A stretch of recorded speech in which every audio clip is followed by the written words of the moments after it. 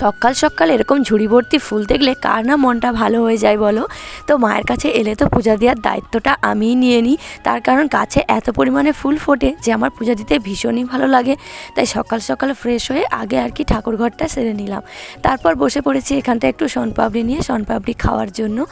আর সকাল থেকে তেমন কোনো কিছু খাইনি বলে তো মা আর আমি দুজনে মিলে ভাবলাম যে একেবারে তাড়াতাড়ি রান্না করে নিয়েই সকালে জল খাবারটা খেয়ে নেব। তো এখানে শনপাপড়ি খেয়ে আর ঘুরে ঘুরে দেখছিলাম, যেহেতু মা এবছর পেঁয়াজ চাষ করেছে, প্রচুর পরিমাণে বড় বড় পেঁয়াজ হয়েছে, চারিদিকে ঝুলিয়ে রেখেছে, এত দেখতে ভালো লাগছে। আর প্রত্যেক বছর পেঁয়াজগুলো ভীষণই পরিষ্কার থাকে, কিন্তু এবছর যেহেতু বৃষ্টি হয়ে গিয়েছিল তাই একটু কাদা কাদা মতন। আমাদেরও বাড়িতে পেঁয়াজ চাষ হয়েছিল, কিন্তু এতটা পরিমাণ হয়নি, আর আমাদের ঝোলানোর জায়গা নেই, তার কারণে আমাদের কেটে আর কি মেঝেতে বিছিয়ে রাখা হয়েছে। তো তারপরে মা আর আমি দুজনে মিলে তাড়াতাড়ি করে রান্না সেরে নিয়ে একেবারে খেতে বসে গেলাম।